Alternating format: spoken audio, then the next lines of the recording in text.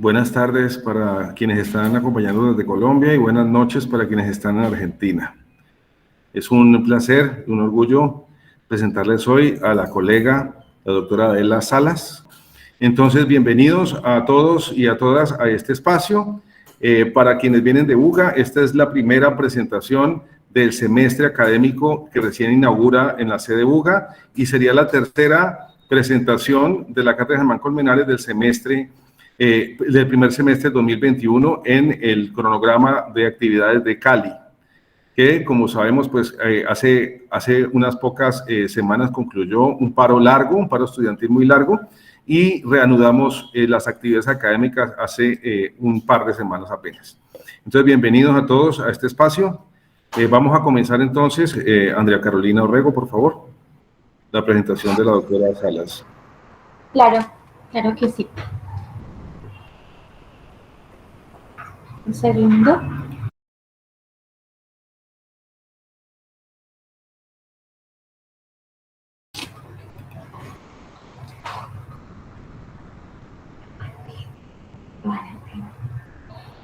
Buenas tardes y buenas noches a todos los presentes. Para el Departamento de Historia de la Universidad del Valle es un gusto presentar a la profesora Adela Salas, doctora en Historia de la Universidad del Salvador en Buenos Aires, profesora titular de la Universidad del Salvador en doctorado en Historia, coordinadora del Grupo de Trabajo para la Actualización en Métodos en Investigación Historiográfica de la Academia Nacional de Historia.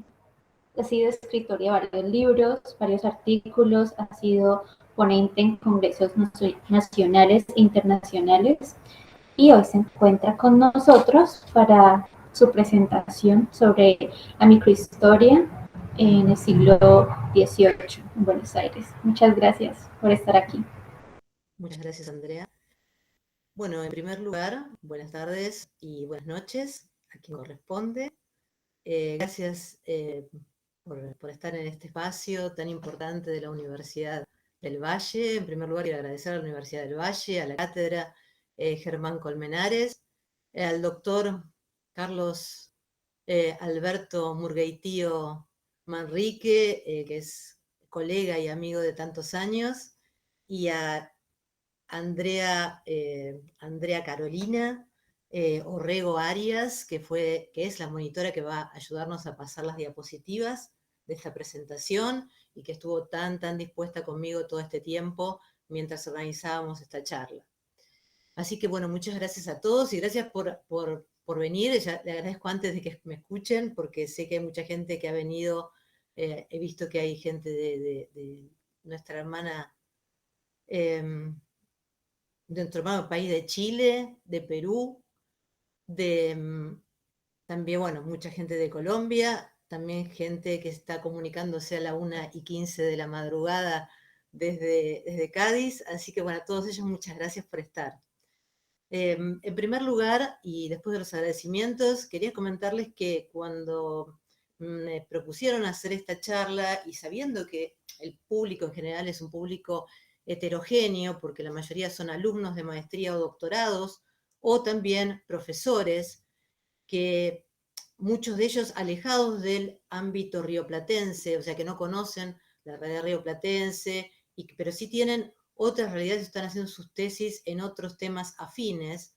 Me pareció, y lo charlábamos tanto con el doctor Carlos Murgueito como también con Andrea Carolina, que lo importante era dar una charla enfocada más al trabajo del historiador que al resultado en sí, que obviamente vamos a hablar del resultado de la investigación, pero la idea de esta presentación es verlo desde el punto de vista del trabajo.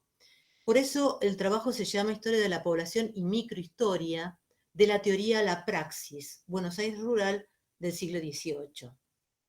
Cuando nosotros vemos, cuando hemos trabajado la historia de la población, le vamos a pedir a Andrea que nos pase la primera diapositiva, por favor, para ubicarnos en el espacio. Bien, cuando nosotros vemos, este es un mapa muy bello del siglo XVII, holandés, donde podemos ver exactamente marcado en rojo cuál es el área estudiada. O se dan cuenta que es un área totalmente en un imperio español tan importante y tan rico, y dentro de América es un área marginal, poco estudiada, pero bueno, tan importante para los que vivimos por acá por Buenos Aires, pero lejana a otras áreas y otras áreas comerciales y ricas de la América hispana. Vamos a pedirle a Andrea que nos pase la segunda diapositiva, que esta muestra una carta geográfica, esta sí una carta geográfica española, donde se ven no solamente las provincias de Río de la Plata, sino también del Paraguay, de, de Tucumán y también parte de Chile, encontrado en el Archivo General de Indias. Acá sí se puede ver bien la ciudad de Buenos Aires, si ustedes se acercan un poquito a la pantalla la van a poder ver, y entonces acá enfocamos cuál es el área de estudio. Me parece muy importante ver el área de estudio primero para que nos ubiquemos en el espacio. El área es un semicírculo alrededor de la ciudad de Buenos Aires de aproximadamente un radio de 150 kilómetros, que se va extendiendo a lo largo del siglo XVIII y va avanzando en la línea de Fortines. Por eso le pido a Andrea si nos pasa la siguiente diapositiva, por favor. Bueno, este plano que realmente me parece fantástico, porque es un plano de la frontera, que es lo que podemos estudiar, todo ese espacio de frontera. Si ustedes miran con detenimiento el plano, van a ver que abajo, a la izquierda, se ve el borde del Río de la Plata, y al norte está marcado muy, muy detalladamente la línea de Fortines. Toda esa línea de Fortines es la línea que marca el espacio limítrofe con lo que se llama la Pampa India. Es una frontera abierta porque hay una línea de Fortines, pero entre Fortín y Fortín hay un espacio abierto en todo el siglo XVIII, o sea que la población entraba y salía, también salían indios para comerciar, también hubo momentos de enfrentamiento. Esta es el área estudiada, este es el área que hemos estudiado tanto y del que vamos a hablar, para poder entender esta metodología de investigación con un área específica. Yo les decía que todo este espacio de tierra forma una especie de semicírculo alrededor de la ciudad de Buenos Aires, de unos 150 kilómetros de diámetro, y hacia 1730 todo este espacio fue dividido en curatos, lo que posibilita, ¿no es cierto?, en 6 curatos, lo que posibilita el estudio de curato por curato, que es lo que se ha hecho allá hace muchos años, se empezó a hacer, lo hemos empezado a hacer en un grupo de trabajo de la Academia Nacional de la Historia, dirigido por mi maestro, el doctor García Belsunce, que muchos de ustedes lo conocen. Hacia 1730 entonces se forman los curatos eran 6, La Matanza, Arrecifes, Areco, Luján, San Isidro, Magdalena. Personalmente he estudiado 2 de esos curatos en profundidad, el curato de La Matanza y Arrecifes, que corresponden a un 25% de la población de la campaña de Buenos Aires o de la Buenos Aires rural. Calculemos que hemos calculado más o menos la población hacia mediados del siglo de toda esta área era de 6.000 personas. Pasamos a la siguiente diapositiva, Andrea, por favor. Ahora bien, el tema de esta ponencia es la historia de la población y la microhistoria, y en principio cuando hablamos de estos dos temas vemos, o sea, se ha hablado mucho de la historia demográfica. La historia demográfica, hoy por hoy, preferimos hablar de historia de la población porque se ha avanzado en el estudio, no solamente de la pirámide poblacional o del movimiento de la población, sino se ha detallado mucho más, se puede detallar mucho más cómo es esa historia de la gente común, del anónimo, de la persona anónima. Lo mismo que en la microhistoria. Por eso vamos a ir tratando de develar cómo se puede compaginar o cómo se ha compaginado o cómo he podido compaginar estas dos metodologías. Pedimos por favor a Andrea que pase a la siguiente diapositiva. Mientras tanto les cuento que Carlos Ginzburg, en su famoso libro El queso y los gusanos, en su introducción, él plantea esa dicotomía que hay entre la demografía histórica y la sociología que estudian a la población anónima con la microhistoria, que trata de estudiar a un individuo en particular y analizarlo.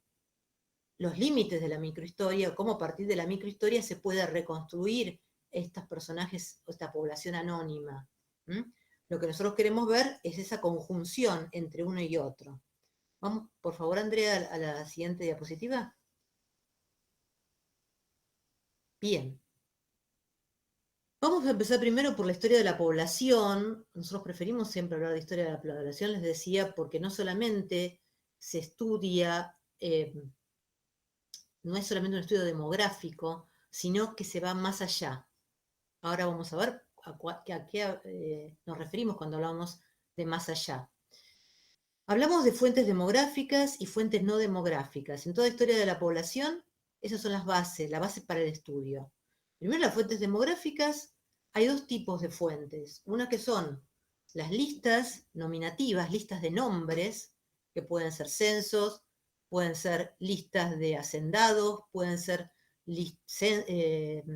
padrones, pueden ser padrones parciales, padrones de un lugar específico.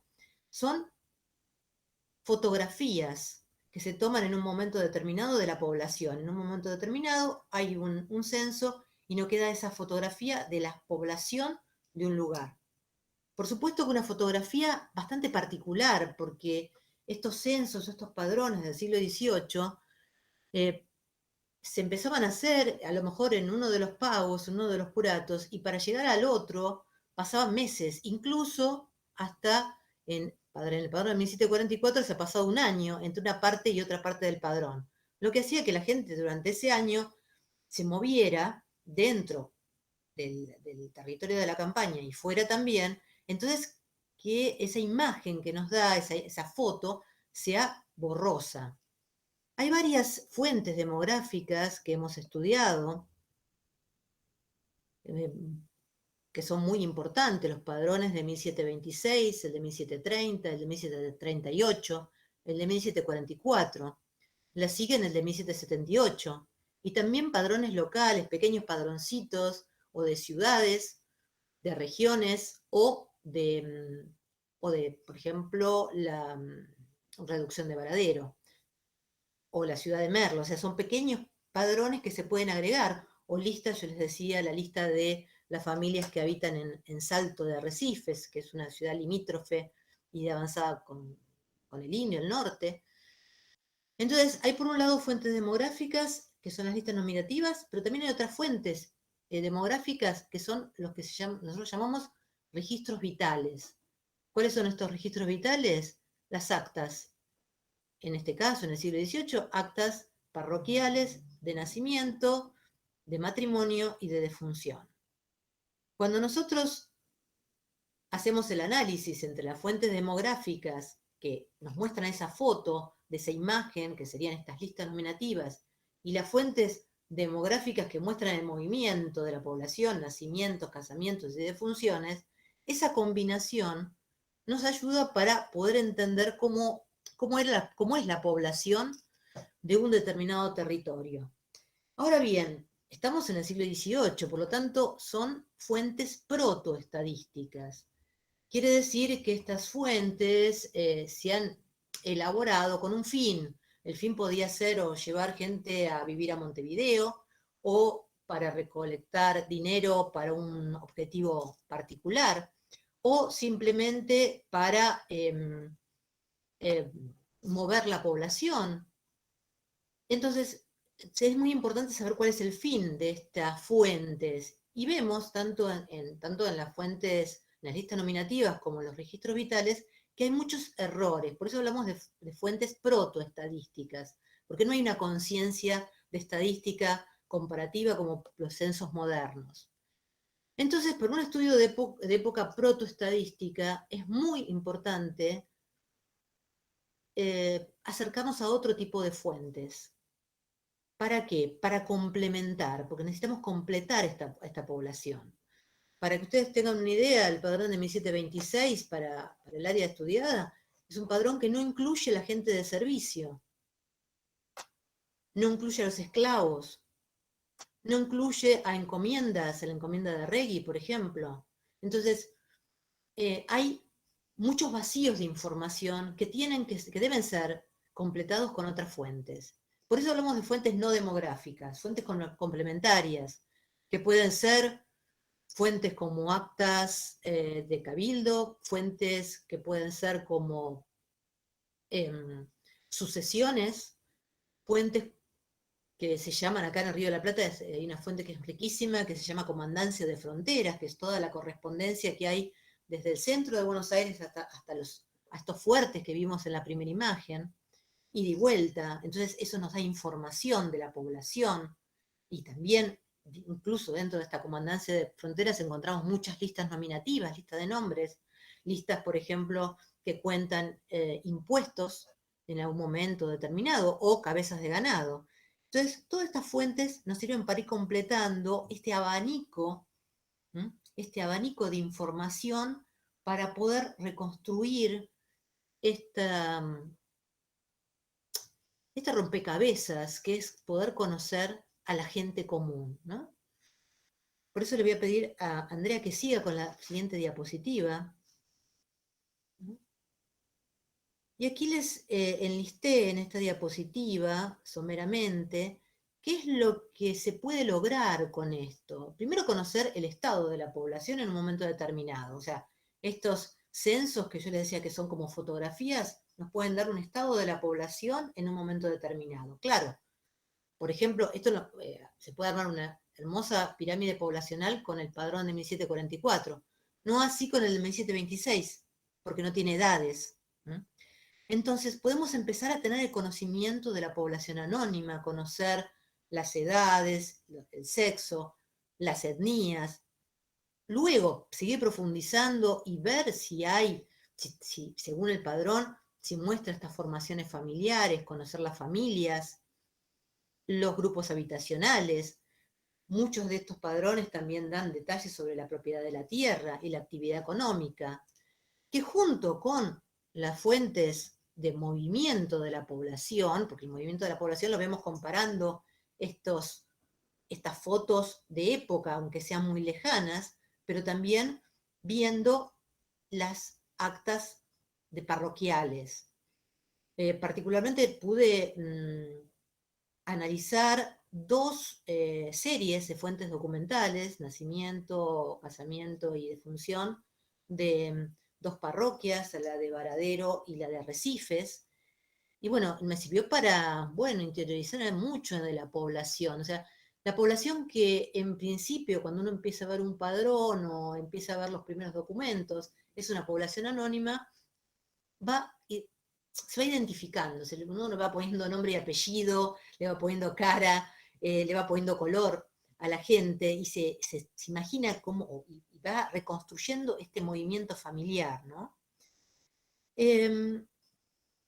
O sea, en definitiva lo que hacemos se va acercando a cada poblador, tanto cada hombre, cada mujer, y dándole el nombre, armando la familia, ubicándola en una fuente, en un padrón, y luego en un acta de bautismo o en un acta de matrimonio, viendo si se casa 2 o 3 veces dentro del pago o fuera del pago.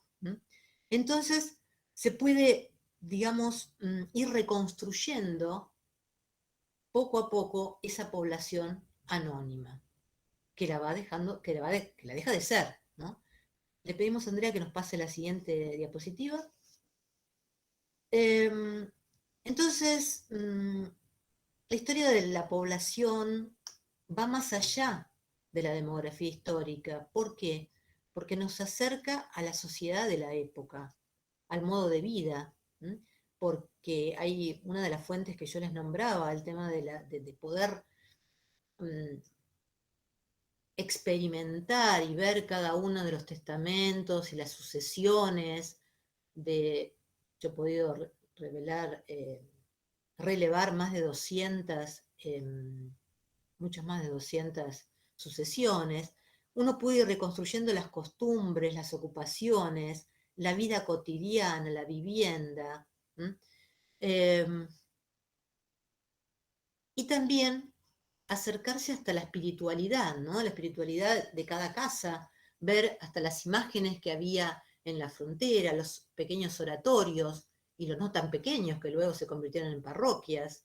Entonces se puede ver lo material, lo espiritual, y uno se puede ir acercando a cada mujer, hombre y cada mujer. O sea que la historia de la población hoy por hoy nos va a acercar a esta población, que en su momento era anónima, a darles nombres, a conocerlos, a acercarnos a cada uno de ellos. Vamos a seguir con la siguiente diapositiva, por favor. Y nos preguntamos, y bueno, muchos escritos desde el año 76 que se publicó el libro de Carlos Gisbert que habíamos nombrado antes, El queso y los gusanos. ¿Qué es esto de la microhistoria? O sea, en la microhistoria se busca conocer al individuo también anónimo. La historia hasta ese momento, y por muchos años, ustedes saben que se han estudiado grandes personajes de la historia, pero bueno, la microhistoria empieza buscando la historia de una persona desconocida. Nos acerca, por eso, Andrea, te pido la siguiente diapositiva. Nos acerca a la gente común. Y entonces ese anonimato o ese desconocido, o ese nombre y apellido, le vamos poniendo cara y lo vamos nominando y vamos a poder reconstruir su historia de vida. Carlos Gisbert habla de microcosmos, dice que cada persona es un microcosmos y cada familia lo es, ¿no? O cada espacio, cada grupo habitacional. Entonces, a partir de la historia de la población y, digamos, sin dejarle de lado la microhistoria, hay un complemento entre uno y otro y se puede llegar a conocer a una persona. ¿Por qué? Esas personas surgen, o sea, a medida que uno va estudiando la población en general y primero hace la pirámide poblacional y ve la relación entre hombres y mujeres y la pirámide de edades, y se da cuenta que la población de la campaña de Buenos Aires es una población joven, fundamentalmente más masculina, porque es una población de frontera, una población que se expande, que a medida que avanza el tiempo se va expandiendo hacia los límites y van corriendo la línea de Fortines, una población mestiza, donde había indígenas, donde había también afrodescendientes, pero también había mucho mestizaje, una sociedad hispano-criolla que se mezcla de colores y que también una frontera abierta, yo les decía, una frontera donde el indio entraba a Buenos Aires, cruzaba la frontera, y yo he encontrado, por ejemplo, documentos donde, en esta fuente tan rica que les contaba de Comandancia de Fronteras, donde vemos cómo un indio se cambia, en el momento que llega a la frontera, se cambia de ropa y se viste a lo español para entrar a Buenos Aires bien vestido, ¿no? Vestido a la española, sacarse la ropa de indio. O sea, donde vemos que también hay lenguas que se hablan diferentes, no solamente el español, sino también lenguas indígenas. Entonces vamos a ir reconstruyendo un microcosmos, ¿no? Por eso les voy a contar, les voy a dar como ejemplo, si me permitís, Andrea, nos pasamos a la siguiente diapositiva, por favor. He tomado 3 ejemplos de análisis, pero 3 ejemplos que los he elegido al azar o ellos me han ido eligiendo a mí a medida que lo fui estudiando, porque surgen, o sea, de la misma documentación, o sea, personas que uno empieza a encontrar en la documentación general de la historia de la población, pero que luego aparece tanta documentación que nos intriga empezar a reconstruir esa historia individual de esta gente no importante. Los 2 primeros, Josefa Rodríguez y Ramón de los Santos, eran pulperos de 2 diferentes lugares. Yo voy a hablar de cada uno de ellos y voy a hablar de la encomienda de indios mocovíes, que seguramente algún alguno de los que aquí presentes me ha escuchado hablar alguna vez, pero me parece que es importante volver a rescatar después de tanto tiempo. Pasamos a la siguiente diapositiva, por favor. Bueno, esta imagen tan bonita es una imagen, una acuarela de época del siglo XVIII, anónima, de un pintor que recorrió justamente toda esta zona que estamos estudiando y nos ha dejado una serie de acuarelas hermosas donde podemos ver algunos aspectos de la vida cotidiana. En esta imagen, en esta acuarela, es una acuarela sobre una pulpería de campo, una pulpería de esta región. Y esta mujer bien podría ser esta Josefa Rodríguez, ¿no?, de la que hablábamos. Por eso me parece importante la imagen, para darnos cuenta cómo era esa pulpería de campo. Me he podido acercar a Josefa Rodríguez y reconstruir su historia.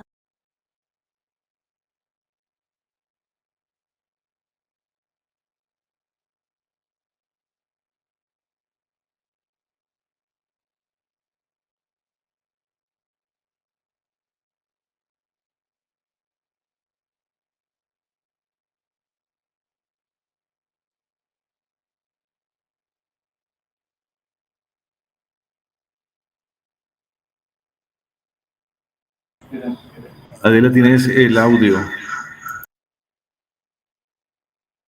El audio lo tienes cerrado, eso. Bueno, no sé qué es lo último que dije, pero repito la última parte.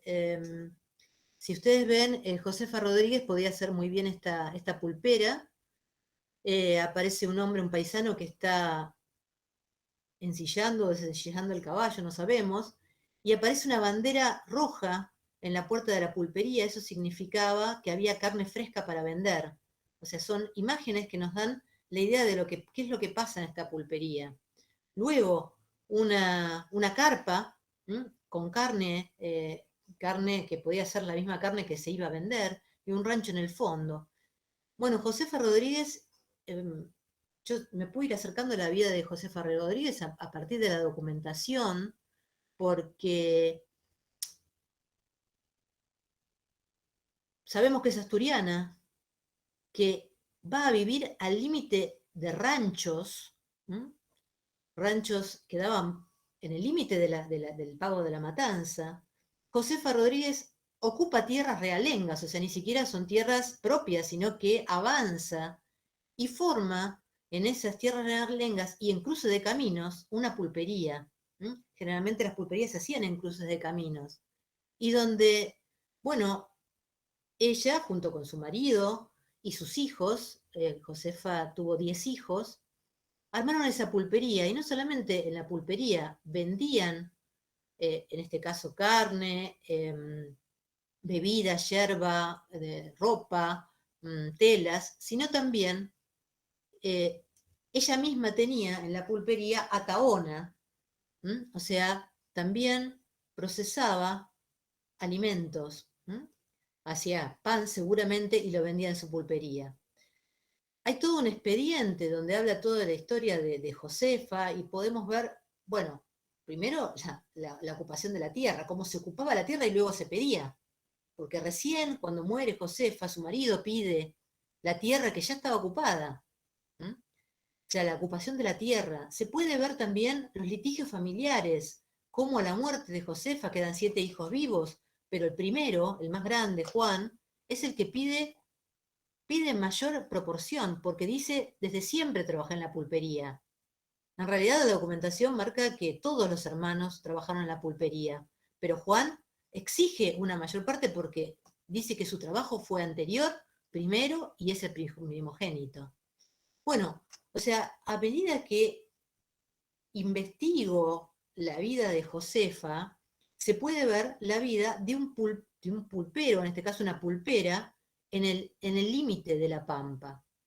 Otro de los casos que yo les traje hoy también es uno que también me parece muy fascinante y que se puede uno acercar desde la microhistoria, y a partir de la microhistoria obviamente la microhistoria tiene sus límites, como dice el mismo Carlos Gisborne, ¿no? O sea, estoy viendo un caso, hasta qué punto el caso se puede extender, pero me da muchos elementos.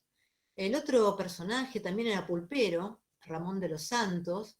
Él habitaba en el Rincón de San Pedro, y es muy interesante porque Ramón de los Santos aparece en muchísima documentación, porque él era gallego, había venido de Galicia, tenía propiedades en Galicia también. En San Pedro, en el Rincón de San Pedro, tiene su pulpería, también en esquina. Se casa con una mujer del lugar que también era hacendada labradora y tenía muchas tierras en Arroyo de la China. También tenía barcazas porque comerciaba en el Río de la Plata. ¿m? Y seguramente comerciaba y traía mercadería. La historia de Ramón de los Santos es un poco más triste porque él termina muerto, asesinado, y su esposa es acusada del crimen. Ramón de los Santos encima deja 2 testamentos diferentes y aparece también otro personaje que era deudor de Ramón de los Santos y que para pagar la deuda tenía que trabajar en la Tahona gratuitamente por varios años. También él aparece como un sospechoso de la muerte. Vemos también la actuación de la negra esclava que tenía la esposa de la pulpera, que la acompaña hasta Buenos Aires para el juicio, o sea que no se despega de su dueña. Entonces, a partir de estas historias individuales, podemos profundizar y ver cómo era la vida propiamente de la campaña. ¿Mm? El tercer ejemplo, y ahora sí te pido, Andrea, si por favor podés pasar a la siguiente diapositiva.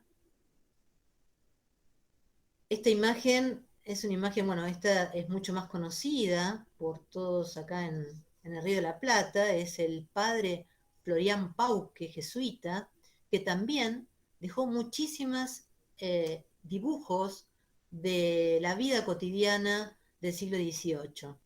Y es una imagen de los indios mocovíes, o sea, Pauque hace su camino al norte y va dejando imágenes también de indios, porque una de las cuestiones que yo les contaba, cómo se puede ir armando ese microcosmos, es cuando empieza a aparecer en la documentación. Hace muchos años atrás, analizando un padrón, el padrón de 1744, para La Matanza, me encontré con una encomienda, según dice exactamente el padrón, encomienda de indios mocovíes. Claro, cuando vi eso en medio de la matanza, dije, ¿y esto qué es? Bueno, lo primero que hice fue preguntarle a mis maestros, que me dijeron en ese momento, no, no puede ser, debe ser una confusión del empadronador, no puede haber indios mocovíes en La Matanza, para que ustedes, si los que conocen Buenos Aires, sabrán que La Matanza hoy es un gran partido del conurbano bonaerense, pero en aquella época llegaba hasta lo que es la actual Floresta, o sea, parte de la ciudad de Buenos Aires era también La Matanza. Entonces, a partir de ese hallazgo, y la intriga de empezar porque yo pensaba, no puede ser que alguien se confunda y ponga la palabra mocoví con el peso que tiene en el territorio. Empezar a reconstruir la historia de esta encomienda y poder reconstruirla y ver qué pasaba en el Chaco a fines del siglo XVII, principios del XVIII, cómo se forma una encomienda de indios mocovíes, malbaláes mocovíes, son 2 etnias diferentes de la misma lengua que es el guaycurú, y cómo fueron dados a este encomendador, a Rey, y traídos desde el Chaco, o sea, desde el norte de la Argentina, hacia Buenos Aires, caminando, 170 indios. ¿Mm? Una rebelión en la mitad, donde matan a la mayoría, quedan viejas, mujeres y menores de 14 años. Llegan al Río de la Plata, se instalan.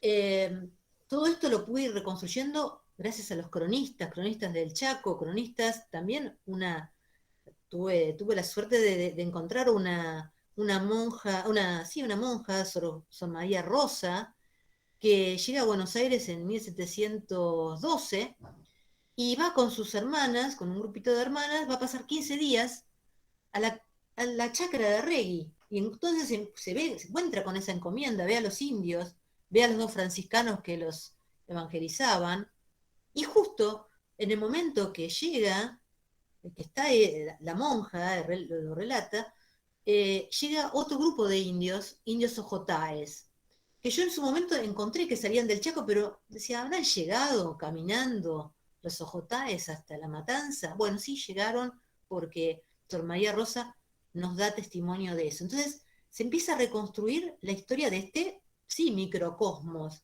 donde se ve quiénes son los que visitaban la encomienda, cómo vivían en esa encomienda, cómo también en el año 1713 la viruela afecta la encomienda y mueren 80 de estos indiecitos.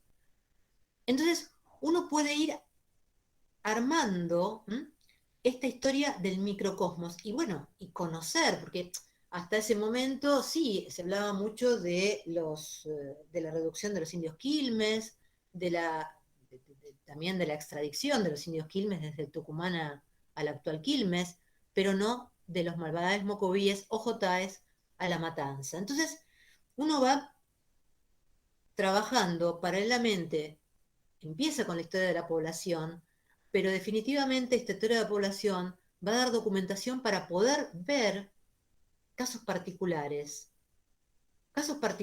que empiezan a tener nombre, que empiezan a tener apellido, que empiezan a formarse, y microcosmos que uno puede ir reconstruyendo. Por favor, Andrea, ¿nos podías pasar la siguiente diapositiva? Este también es una imagen del padre Florian Pauque, que también me encanta y la puedo usar como tapa de un libro, que es una imagen de un fortín de esa época, del siglo XVIII, en la campaña de Buenos Aires, donde evidentemente Pauque nos muestra el enfrentamiento entre español e indios, pero también nos muestra la vida en el fuerte.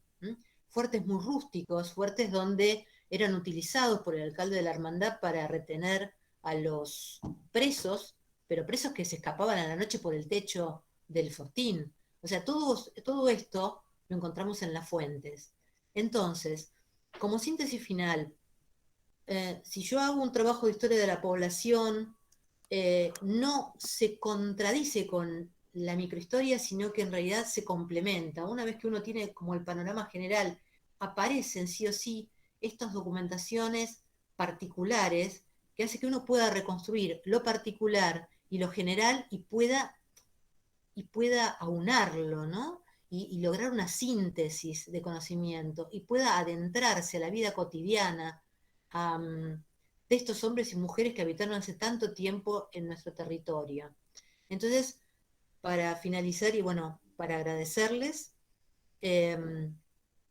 los invito a hacer preguntas de todo esto, porque hay mucho más para contar, pero no me da el tiempo.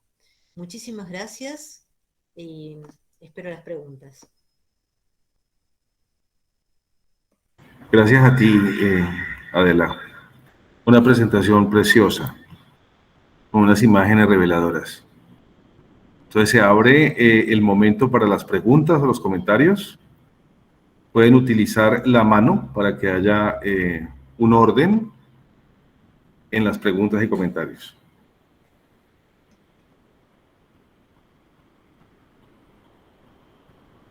Muchas gracias a todos por haber escuchado. Espero que haya sido claro la exposición, porque la verdad que muchas veces me dan ganas de irme por las ramas, ¿no?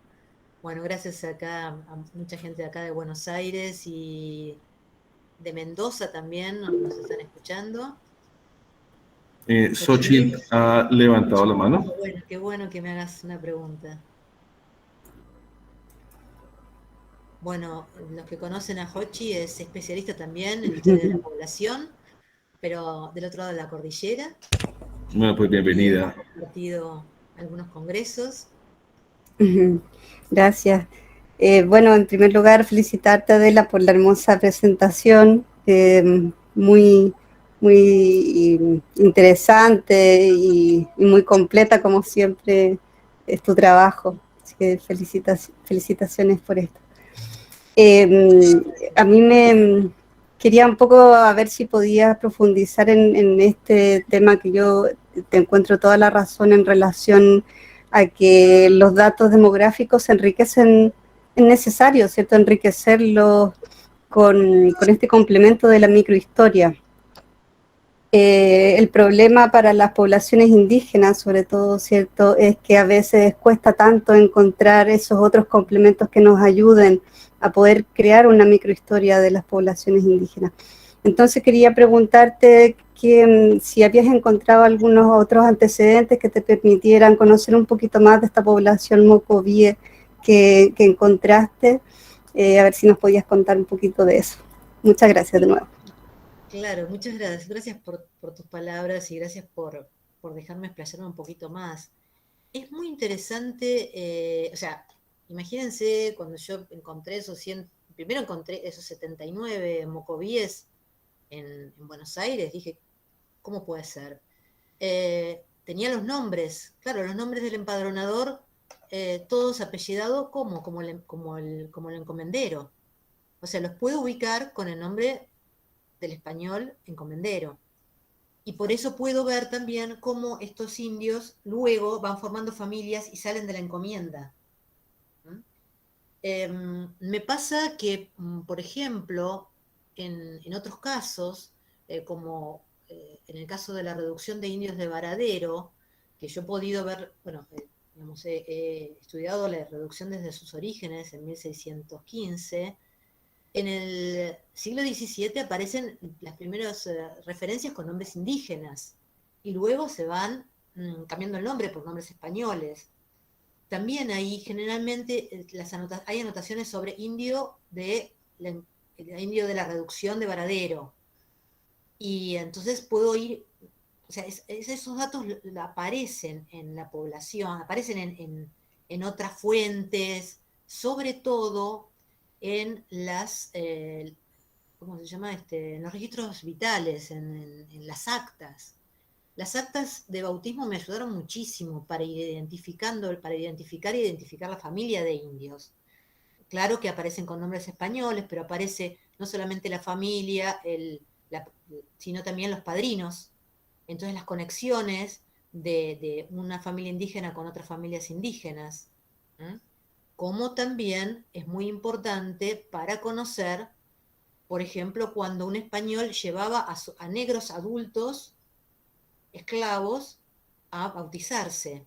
Entonces vemos también cómo le da el apellido, cómo los apadrina, ¿eh? Y también o sea, lo identificamos como negros o gente de color, ¿no? Lo interesante, particularmente de esta encomienda de Arregui, es que no se sabía nada y a partir de 1744 yo hice el camino al revés, fui para atrás. Pero pasa que en el padrón de 1778, el siguiente, no aparecen los indios mocovíes. Y cuando vas para atrás, en el 1726 tampoco, pero la encomienda estaba. Por eso hablamos de un subregistro muy importante de población. Y ya te digo, o sea, me parece que es muy importante, en el caso de la matanza, que sería ideal, o sea, tenerlo para poder, no se encuentran los libros parroquiales, por eso no se pueden identificar. Pero bueno, la suerte mía es de haber encontrado, bueno, yo generalmente no hablo de suerte, yo creo como decía Picasso, ¿no? O sea, la inspiración existe, pero te tiene que encontrar trabajando. ¿Eh? Entonces uno va encontrando las cosas a medida que va investigando y va viendo, y bueno, pero el día que yo encontré a esta cronista, esta monja, que se fue a pasar 15 días a la encomienda de Arregui, no sé, saltaba hasta el techo, ¿no? Porque me complementaba cuestiones de la vida cotidiana de estos indios. Pero claro, estos indios, al ser la mayoría niños, enseguida se incorporan a la sociedad y aparecen con el apellido del encomendero en diferentes unidades habitacionales. No sé si te contesté, Jochi, no. Gracias. Sí, muchas gracias. Doctora Salas, hay dos preguntas.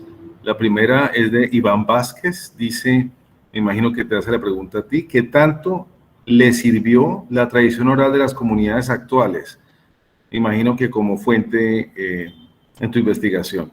Y la segunda es de Fedra Fontao, que levantó la mano y ella debe hacer la pregunta. Fedra. Hola, Fedra. Fedra es una porteña muy, muy interesada en la historia. Fedra, ¿puedes hacer la pregunta? ¿Levantaste la mano?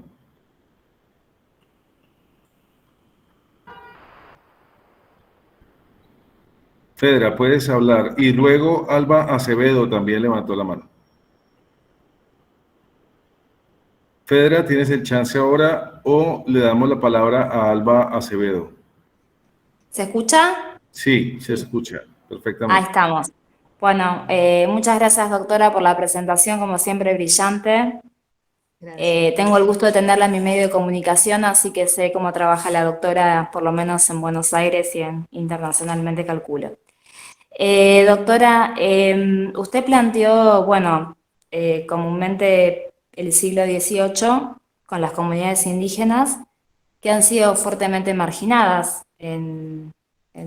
¿no? Y discriminadas también, ¿no?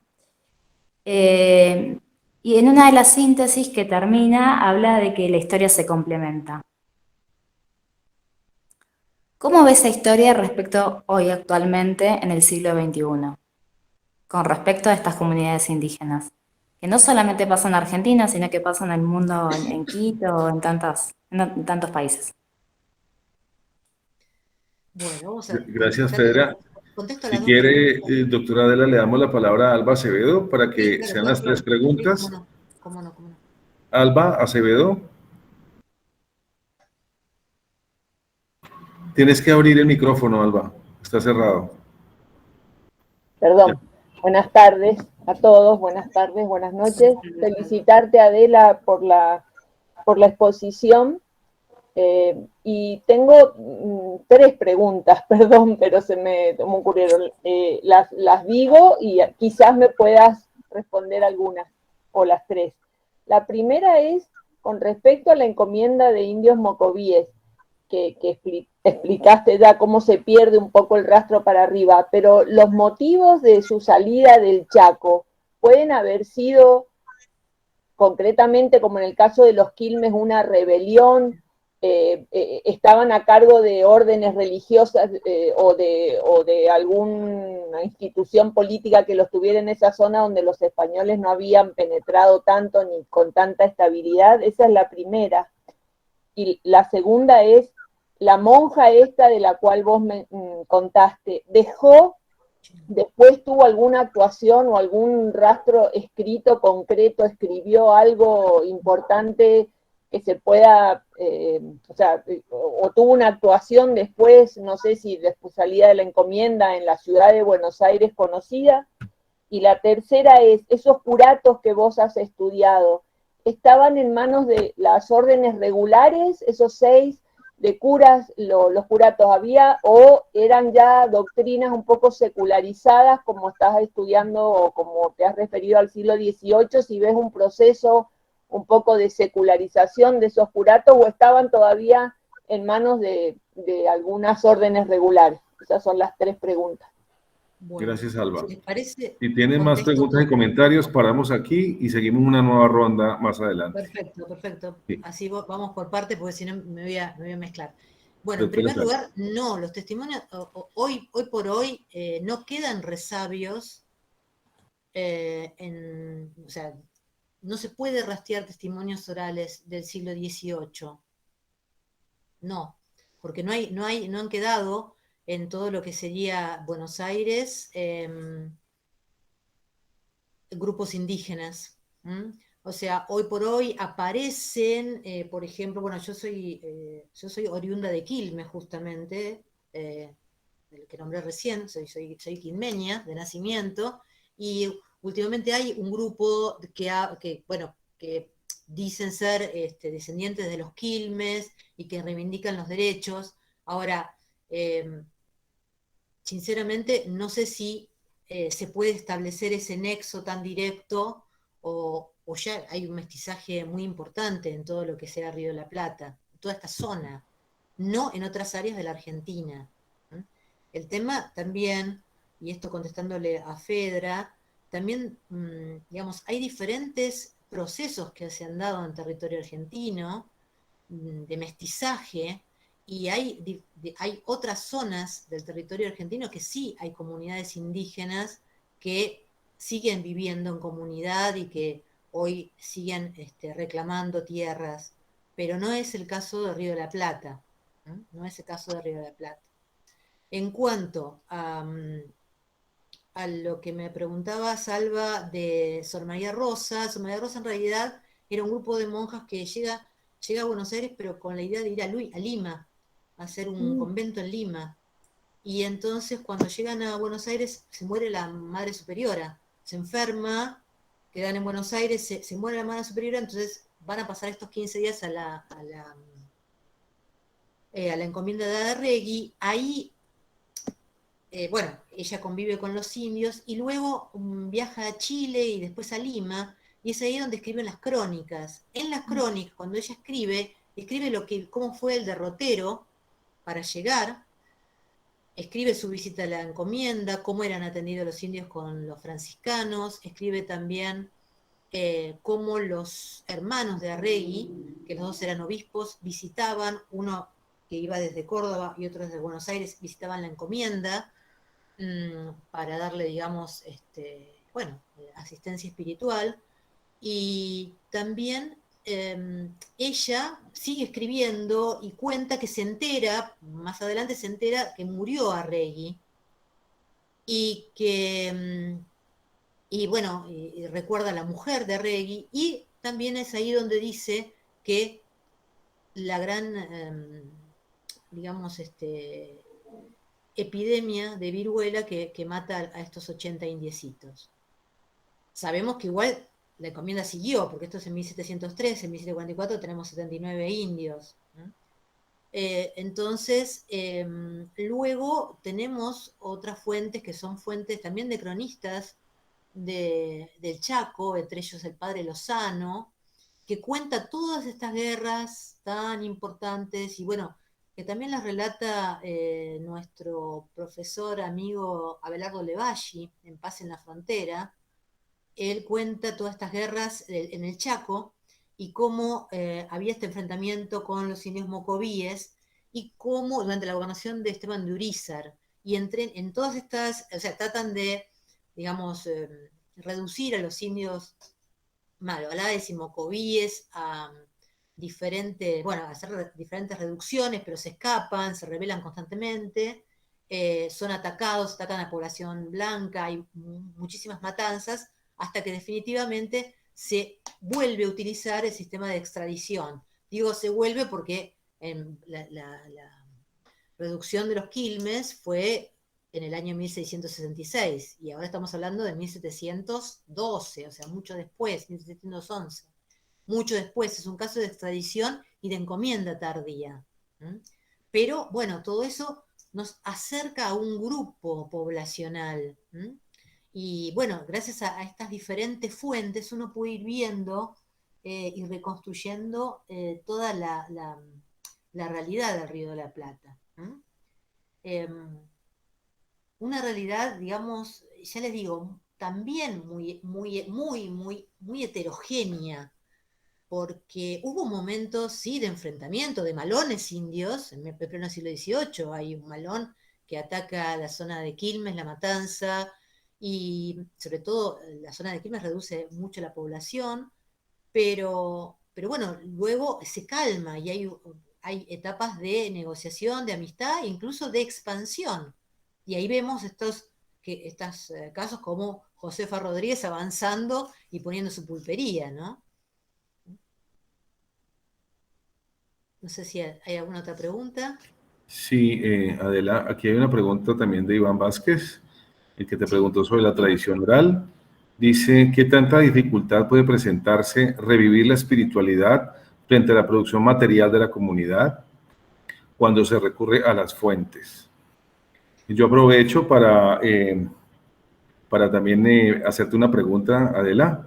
Bien. Tú sabes que hace ya unas semanas presenté el libro, bueno, la tesis doctoral convertida en libro en Dominicana, y habla acerca de la comparación poblacional entre los esclavos y todos los colores que componían la población de República Dominicana y el mismo contraste de los esclavos y la población de todos los colores en el Saint-Domingue francés. Lo que he encontrado en el Caribe es que hay una desproporción numérica tremenda en las colonias francesas entre los esclavos y la población libre. Mientras en República Dominicana o en Cuba, por lo menos hasta la Revolución Francesa, la proporción de los esclavos era muy inferior a la población libre. En el caso de la campaña de Buenos Aires, exactamente en la zona del río, ya tú te has sumergido en las profundidades del interior. Ahora sería, ¿qué sucede en el río? ¿De dónde proviene esta población esclava? Yo me acuerdo muy bien haberte oído en Sevilla, pero en esta presentación pues sería muy interesante oír el tráfico de esclavos que sucede en el río y cómo cambia la composición étnica y cultural de Buenos Aires en ese entonces. Estamos hablando del siglo XVIII. ¿Cuál es la población esclava frente a la población libre? Eso sería. Gracias. Muy bien, muy bien. Bueno, primero vamos a contestarle a Iván, ¿no? Iván nos preguntaba, ahora me perdí. Sobre la espiritualidad, vuelvo a hacerte la pregunta. ¿Qué tanta Bueno, dificultad es puede un tema presentarse? muy interesante, porque Sí. también es algo que me había preguntado Alba y que no le había dicho.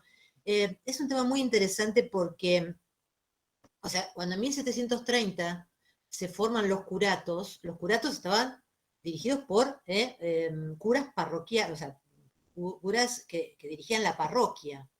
No había tantas capillas, no había 6 capillas, entonces se empiezan a usar oratorios privados como capilla, donde aparece el cura doctrinero, el cura podía ser un cura doctrinero o un cura parroquial, y aparecen también las órdenes religiosas, aparecen todas, las vemos, hay un libro de una historiadora argentina que se llama De sotanas en la Pampa, ¿no? Porque había muchos órdenes religiosas caminando por la Pampa, y llevando, digamos, toda esta vida espiritual. Tanto, por ejemplo, uno de los padres más conocidos de estas zonas que yo estudié es el padre Bolaños, San Luis de Bolaños, Luis de Bolaños, que iba caminando hasta Varadero. Varadero queda a 150 kilómetros de la ciudad de Buenos Aires, para que tengan una idea. Bueno, haciendo un montón de, digamos, de trabajo espiritual. O sea, hay, por un lado, una iglesia organizada con párrocos, pero también había órdenes religiosas actuando en toda la región, incluso algunas tenían estancias, por ejemplo los jesuitas, los betlemitas también, en arrecifes. O sea, hay estancias que son estancias de órdenes religiosas, y hay clero seglar también. Por otro lado, también tenemos las visitas de los obispos que recorrían, que han recorrido como Jardo, ¿no? Que ha recorrido la región y que, bueno, ha dejado testimonios en los libros, o que ha corregido los libros parroquiales. Ahora, por un lado sería la espiritualidad, si quieren ustedes, institucional. El tema de acercarnos a cada persona en particular, lo que a mí me interesó mucho, es ver el tema de las imágenes que tenían dentro de la casa. O sea, no solamente la gente que ponía, digamos, o en un edificio aparte, un oratorio, o dentro de la misma casa, imágenes de tamaño de bulto, o sea, tamaño grande. ¿Y cuáles son las imágenes que aparecen? ¿Cuáles son las imágenes que aparecen? Una de las imágenes que más me llamó la atención en esta en estas investigaciones es la imagen de la dolorosa.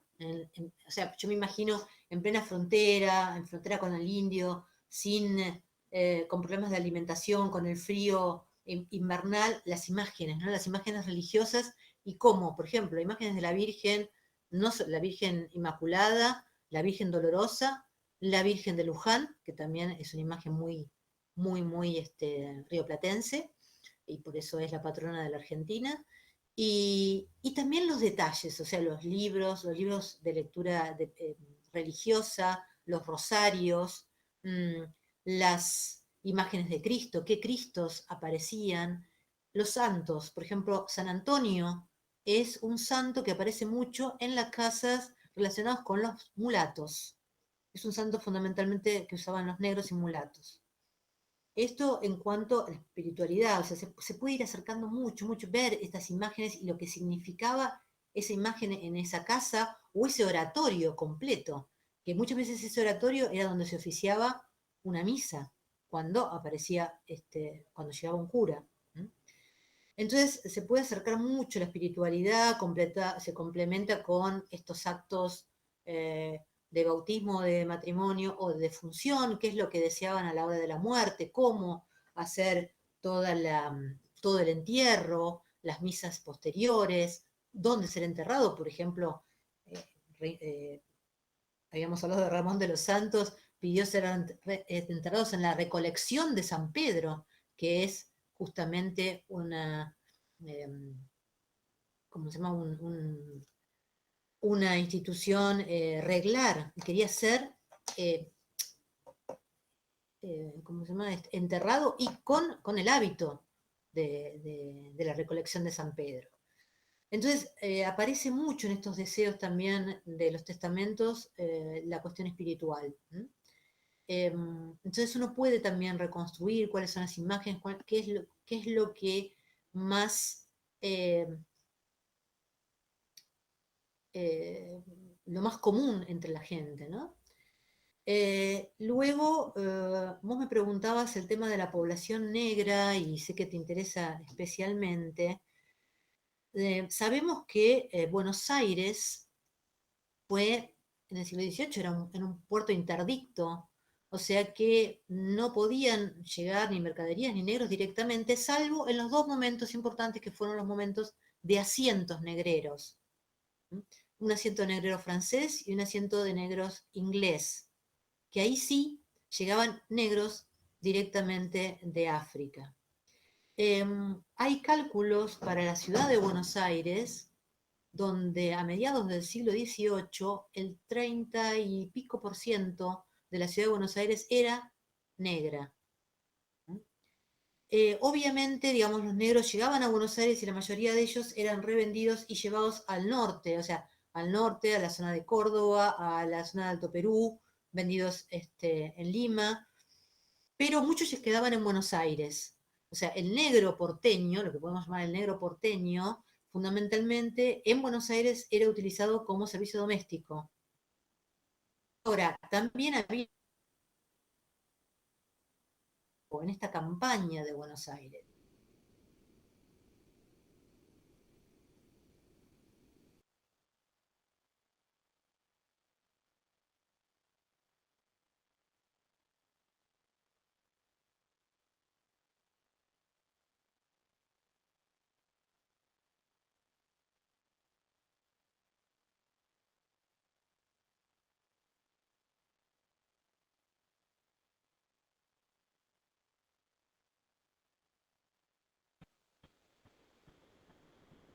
¿Se le cayó?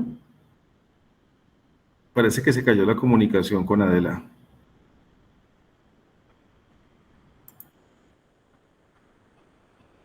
¿A mí me escuchan y me oyen? Sí, señor, se le escucha, pero ella quedó congelada. Sí, parece que se le cayó la comunicación. Voy a escribirle por WhatsApp.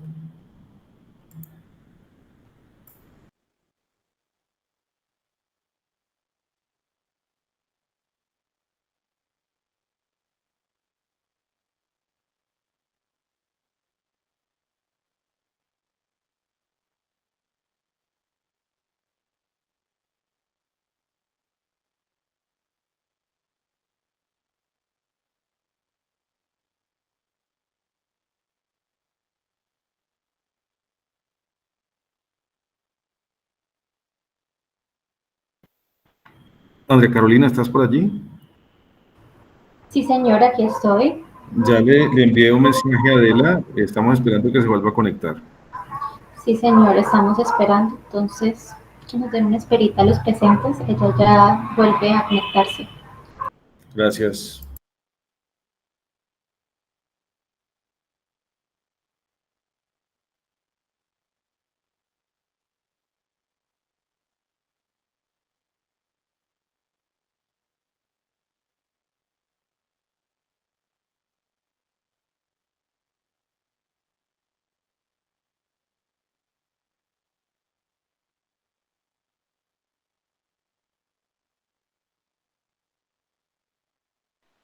¿Me escuchan? Sí, Perdón, te volvimos a escuchar. me quedé sin internet, estoy en este momento con datos móviles. No sé qué pasó, justo estamos en plena tormenta acá en Buenos Aires y algo pasó. Bueno, Disculpen, no pude tranquila, no te conectar. preocupes. Estabas hablando sobre, hablabas Ah, les sobre estaba, que los esclavos en Buenos Aires eran usados para el servicio doméstico. Lo mismo que en Santo Domingo, te comento. Exactamente, sí, así es. Sigue. sí, ahí vuelvo a aparecer. Perdón a todos, pero Tranquila, apaga uno de los equipos, el otro equipo, el audio. Eso, ahora sí. muy bien. Sí, pues sobre todo para servicio doméstico. También me llamó la atención esto que decíamos, como la población negra, incluso el negra bozal, o sea, se hablaba de negro bozal cuando no sabían hablar español. Cuando provenían directamente de África. Claro, cuando provenían directamente de África, estos negros bozales cómo se convertían y cómo aparecen en las actas de bautismo de la campaña. Y bueno, y tomaban el apellido de sus dueños y formaban familias, ¿no? En realidad vemos que las órdenes religiosas, sobre todo los jesuitas, buscaban que formaran familias entre los negros. La mayoría igualmente era población masculina, de los negros que encontramos en la campaña, la mayoría eran varones, pero enseguida vemos el mestizaje y vemos también cómo muchos mulatos ascendían socialmente en la campaña, teniendo tierras, teniendo estancias, teniendo chacras, y ya aparece el mulato que en algún padrón fue nombrado como mulato, en otro padrón aparece como don, y no se les menciona el color de la piel. O sea, como a fines del siglo XVIII se busca, digamos, algunos tratan de disimular ese color de piel, ¿no? Su origen. Muy bien, Adela. Muchas gracias. ¿Hay más preguntas y comentarios en el público?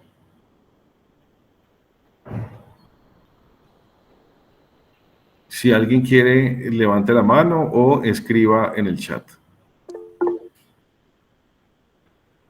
Hay Viviana Bartucci que se despide, que ya que estuvo con Muchas gracias, nosotros. Viviana, por haber venido. Gracias.